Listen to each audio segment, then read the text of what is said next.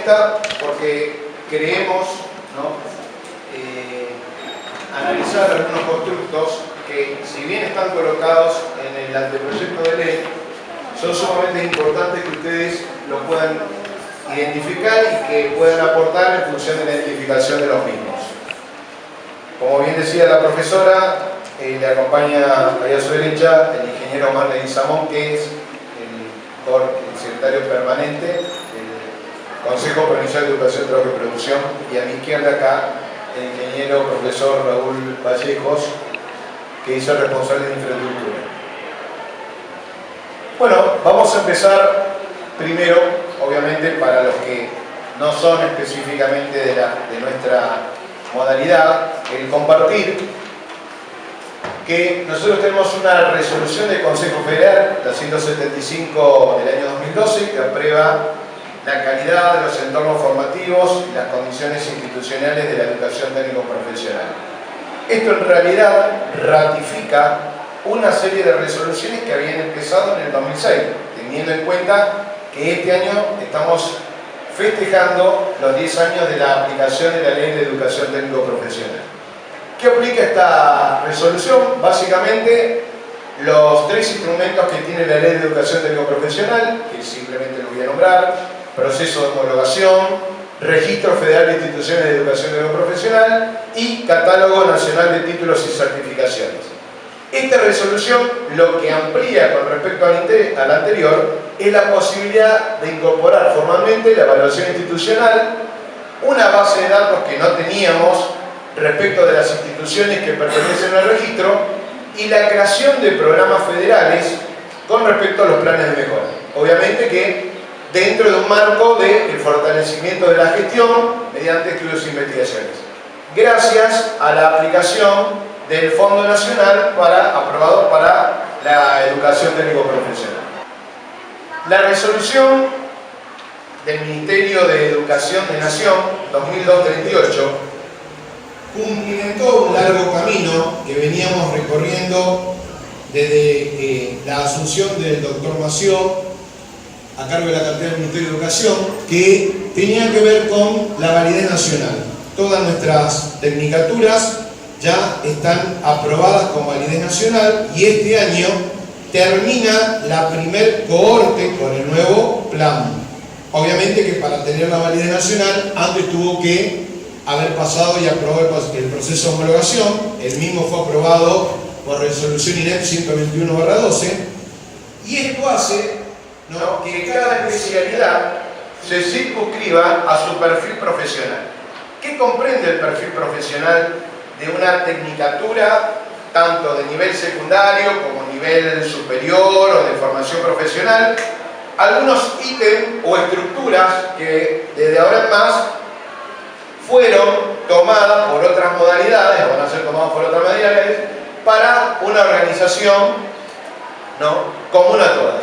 El alcance del perfil profesional, las funciones que ejerce, sus funciones, actividades, área ocupacional, habilitaciones profesionales y trayectoria formativa. Es decir, estos ítems están en todos los marcos de referencia aprobados a la fecha, independientemente del nivel de la educación técnico-profesional que estemos hablando. En particular, en esta ponencia abordamos el último, que es el de la trayectoria formativa, porque justamente acá donde encontramos lo significativo de lo que quiero compartir con ustedes. La trayectoria formativa, de acuerdo a los nuevos plan de estudio, está compuesta por 4 campos de la formación: formación general, formación científico-tecnológica, formación técnico-específica y el nuevo campo que se denomina prácticas profesionalizantes. En el anterior plan de estudio solamente teníamos identificados los 3 primeros campos. Ahora aparece este último campo, que es un nexo entre el Ministerio de Educación y el Ministerio de Producción, Industria y Trabajo, tanto de nación como de provincia. ¿Por qué? Porque las prácticas profesionalizantes tienen como objetivo, ¿no?, que los alumnos adquieran capacidades cognitivas, estas capacidades en el mundo del trabajo real se van a transformar en competencias. Obviamente que la ley de educación técnico profesional, la 26.058, en el artículo 7, expresa claramente cuál es la especificidad que tiene esta modalidad. Dentro de la especificidad, ¿no?, que esto es muy fundamental porque a veces uno confunde entre modalidades y niveles, las modalidades, todas las modalidades del sistema educativo tienen especificidades y justamente nosotros ratificamos esa especificidad mediante la aplicación de las prácticas profesionalizantes que luego la van a tomar también las otras modalidades. Esto de incorporar, identificar las especificidades nos coloca en el tema de la ponencia. ¿Por qué? Porque estamos justamente viviendo un contexto educativo que atraviesa un escenario de crisis que ahora vamos a compartir con ustedes. ¿Cuál es la identificación de estos componentes del escenario de crisis? Son 3. En primer lugar, como generalidad, la desaparición de los límites, que tiene incorporado tres aspectos. En el primero, el aspecto didáctico, donde hay un corrimiento del desplazamiento del aprendizaje, es decir, es imposible hoy generar una persona cualificada de cualquier nivel del ETP que no tenga práctica. Es decir, no podemos seguir construyendo técnicos con TIC y pizarrón. ¿Por qué? Porque el alumno hoy tiene acceso a las nuevas tecnologías y si tiene una medianamente señal de Wi-Fi, ¿no es cierto?, desde su computadora, desde su celular, está mucho más actualizado que obviamente la propuesta que el docente, con muy buena predisposición, venga a proponer en esa clase. Por lo tanto, ahí vemos una primera situación de crisis, el desplazamiento de la situación del aprendizaje, que en cada institución de las 134 que conforman nuestro registro, la vive de manera totalmente distinta. El segundo tiene que ver con la relativización de los principios pedagógicos no normativos. Nuestra modalidad, a la fecha de la asunción del doctor Mació, tiene más de 500 resoluciones específicas para la educación técnico profesional. Es la modalidad que quizá esté más regulada. Pero esto sucede, ¿no?, justamente porque detrás de la aplicación, como formamos alumnos que en las tecnicaturas tienen habilitaciones profesionales, deben estar reguladas. Entonces, ¿qué sucede? Cuando nosotros llamamos a las instituciones, porque ese es el estilo que propone el ministro para el trabajo con todas las instituciones, se conforma una comisión técnica, la comisión técnica llega al trabajo final y eso permite la aprobación la presentación de un anteproyecto. Ese anteproyecto termina con una resolución. Cuando aparece la resolución, ya no hay discusión.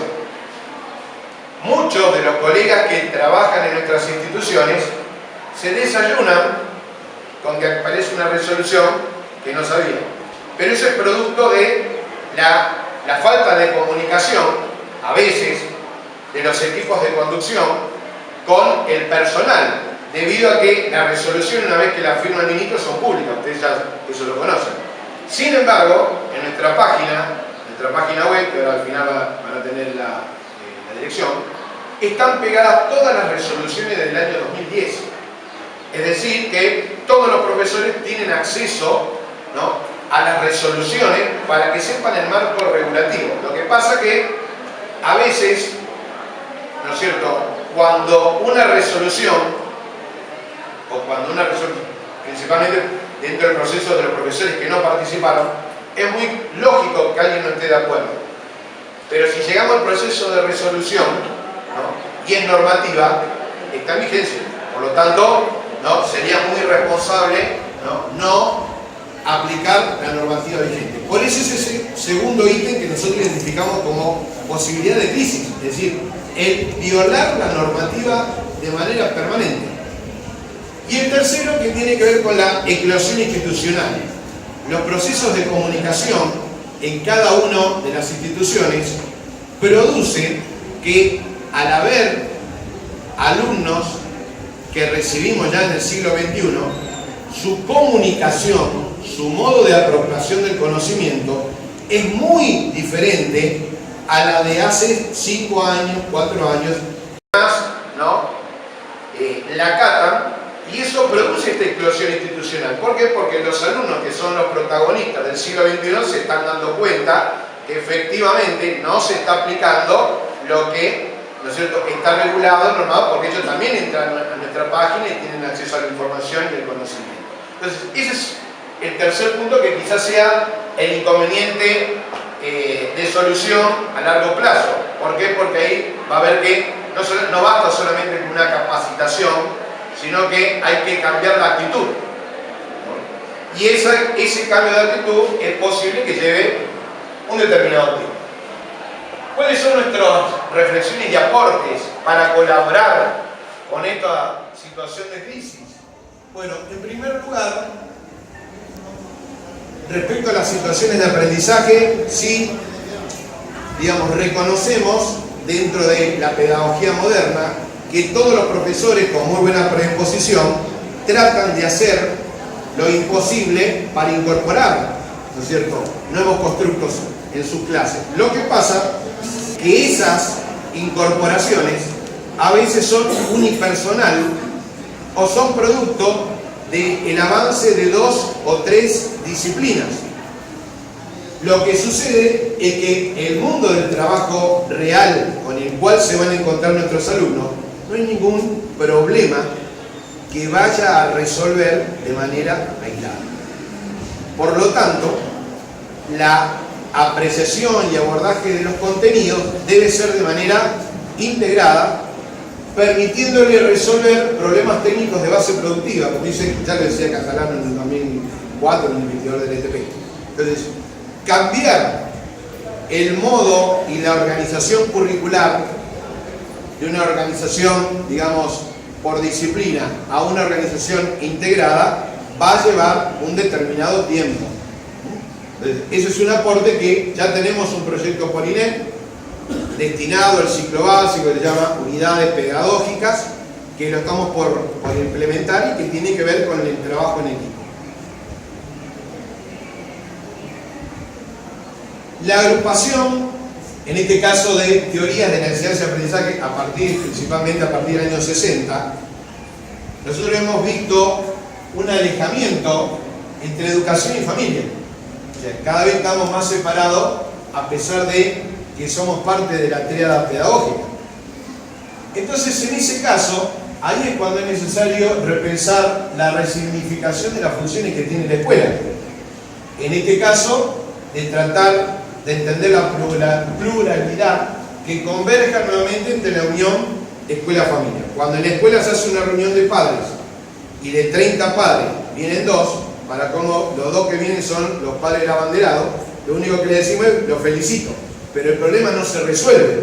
Entonces, si no vienen los otros 28, es que hay que reconstruir el tejido social entre la escuela y la familia. Y esto va a llevar un cierto tiempo en función de la estrategia que el equipo de conducción, si trabaja como equipo, lo pueda lograr, algunos más rápido que otros. Respecto y fundamentalmente de la escuela debe estar, no porque lo decimos nosotros, sino porque lo dice la ley, al servicio del desarrollo de las personas y no al servicio del colectivo ni de un sistema ni menos de la mantención del mismo. Nosotros permanentemente recibimos, o el ministro recibe, alguna propuesta en el interior o en capital, donde una escuela quiere colocar una nueva propuesta de la educación de los profesionales. Es decir, para todo esto hay un procedimiento. Si bien ese procedimiento que está normado no se lleva a cabo, cometeríamos el error de creer que una escuela le adjudicaríamos la posibilidad de que pueda crear un perfil profesional. Y el perfil profesional, únicamente por ley, hay 2 organismos que lo marcan la ley y que están bien claros: la Comisión Federal de Educación Tecnoprofesional y el CONETIP, el Consejo Nacional de Educación, Trabajo y Producción. En nuestro caso, la provincia de Corrientes, a partir de 2010, es la cuarta provincia que tiene el COPETIP, y esto nos ha permitido avanzar en 14 propuestas de formación profesional específicas para la modalidad y que también sirve para otras modalidades. Ahora, con el proceso de articulación con otras modalidades, esto nos va a permitir avanzar en la especificidad de las otras modalidades. Resignificar justamente la función de la escuela va a implicar crear un nuevo orden en donde el denominador común va a tener que ser las relaciones intre e interpersonales con la comunidad. No puede existir la posibilidad de que la escuela se siga pensando hacia adentro. En el aspecto en que hablamos de la trayectoria formativa, y cuando hablamos de trayectoria formativa me refiero al recorrido que el alumno hace dentro del plan de estudio y que pretendemos hacerlo con calidad. En el caso nuestro no podemos escapar, para el caso de la modalidad de educación técnico-profesional, de la creación de la competencia laboral. Pero esto es imposible si la escuela no crea alianzas con el mundo productivo. Es decir, pensar que el alumno solamente se va a formar dentro de la escuela es prácticamente un grave error, y es un serio error.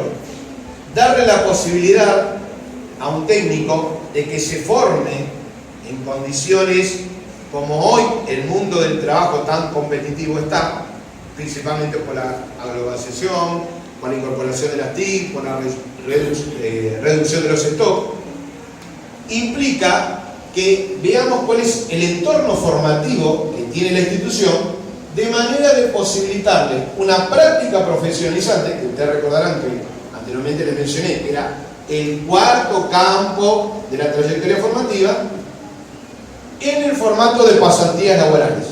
Dos ejemplos, simplemente, ayer vieron uno, en la presentación del video formal, ahí me encuentro, felizmente, con la escuela Fray Luis Beltrán, que se adelantó en la intencionalidad y está haciendo la especialidad de electricidad, una pasantía que está durando 3 meses en el formato de experiencia piloto. Ahí estamos viendo que 19 chicos con doble escolaridad después de 7 años están dando muestras del perfil profesional que se han apropiado en la escuela, y la empresa ve con muy buenos ojos que esta experiencia la podamos replicar en el resto de la provincia. Así también tenemos la Escuela Técnica Francisco Pinaloli de Goya, que también tiene experiencia en el sector metal-mecánica en el formato de pasantías. Lo que sucede es que el formato de pasantía es el único que expone a la escuela por afuera, ¿no?, de la puerta de la escuela. Entonces, a veces, ¿no?, hay equipos, ¿no?, y profesores que tienen un problema para cada solución de las que encontramos. Entonces, obviamente, esto va a ser imposible si no se modifica la actitud, porque los alumnos son los que tienen el derecho, porque en el artículo 4 lo dice de la ley, tienen el derecho, ¿no?, a una educación técnica de calidad. Dentro de las consideraciones finales, para cerrar, bueno, la gestión participativa para nosotros tiene un componente fundamental, lo mismo que la valoración de las personas y su contexto, pero principalmente la incorporación de los padres, que son los más ausentes. Yo le voy a dar un ejemplo. Participé de un acto de una escuela que cumplía muchos años, y los que no estaban invitados fueron los alumnos y los padres, o sea, estaban los profesores. O sea, imagínense que con ese ejemplo yo ya puedo deducir que de qué incorporación de los padres estamos hablando. Estamos muy alejados de llegar al perfil profesional. Descentralizar y democratizar el poder. Eso es muy importante, porque a veces el rector o rectora cree que es dueño de la escuela, cuando en realidad la escuela es patrimonio del Estado provincial, por si alguno no lo sabe, ¿no es cierto? Pero bueno, ¿no?, esto es muy importante porque venimos haciendo cursos de capacitación, ¿no?, y todos dicen sí, sí, vienen a estudiar, pero cuando vamos a los hechos ¿no? La verdad que no se cumple en la práctica. Respetar y reconocer el derecho de la voz de los alumnos. El señor gobernador siempre ha mencionado que toda escuela tiene que tener su centro de estudiantes, porque es la posibilidad formal de la comunicación con los estudiantes, y cuando esto no está, ¿no?, llegamos a una situación obviamente de crisis. En una última visita que me tocó al interior, me entrevisto con un grupo de estudiantes donde el rector me presentaba al centro de estudiantes. El problema fue que cuando me cuentan la verdad, no era el centro de estudiantes. La rectora presentó la moción para que se presenten las listas. Se presentaron 4 listas. Entonces se le ocurrió la magnífica idea de hacerle tomar un curso a las 4 listas, y los que aprobaban el curso tenían derecho a participar de la elección. Solamente aprobó uno. Entonces, como aprobó uno, le declararon presidente del centro de estudiantes. Anticonstitucional, no existe ninguna norma. Entonces, esta situación de reconocer la voz de los alumnos para nosotros es sumamente fundamental, porque es una política de Estado. Reconocer la necesidad de variedad y problemas que surjan en la creación de la participación ciudadana. Este año se está dando por primera vez, en el último año, la disciplina política y ciudadanía. Da la casualidad que yo tengo un hijo en el último año y viene a pedirme qué libro de política le puedo comprar. Entonces yo le pregunto, pero ¿cómo qué libro de política? El profesor nos tiró la bibliografía y todo. No, o sea, que usted puede llevar Martín Fierro, el otro 100 años de soledad, y la fiesta continúa. Este festival de la improvisación es lo que tiene que ver, ¿no?, con lo que nosotros denominamos esta crisis, y por eso debemos resignificar por lo menos la educación técnico-profesional. Comprender que la escuela no es un terreno neutral. Seríamos muy ingenuos de entrar a la escuela sin saber que hay sujetos con conflictos, creencias, pensamientos y prácticas sociales diversas. A mí me ha pasado que, yendo a una escuela, tenía 4 asados que me invitaban de la misma escuela, y yo no entendía, pensé que era lo mismo. Cuando veo que eran 4 direcciones distintas, me doy cuenta que la escuela estaba fracturada en 4. Por lo tanto, ahí hay un fuerte trabajo del equipo de conducción de tratar de reagrupar, ¿no?, porque el tejido social y la cultura institucional está completamente rota. Entonces, si está completamente rota, ya, ¿qué podemos esperar de la llegada hacia el perfil profesional de los alumnos? Entonces, eso es un problema que es sumamente grave. La escuela es claramente, por lo menos para nosotros, una encrucijada sensible que perturba a la sociedad contemporánea, es decir, a nuestros alumnos del siglo XXI. Por lo tanto, comprender la institución educativa es sumamente necesario resignificar la relación entre la escuela y la sociedad. Mientras que esto no esté, ¿no?, dentro de, por lo menos, los PEIs en el formato del PEI de cada institución, va a ser muy difícil poder avanzar en este tipo de situaciones. Estamos pensando en una escuela que no puede ser nunca un ámbito cerrado, clausurado o exclusivo del contexto. Es decir, por ahí tenemos en la escuela una máquina de última generación que está bajo 35.000 llaves.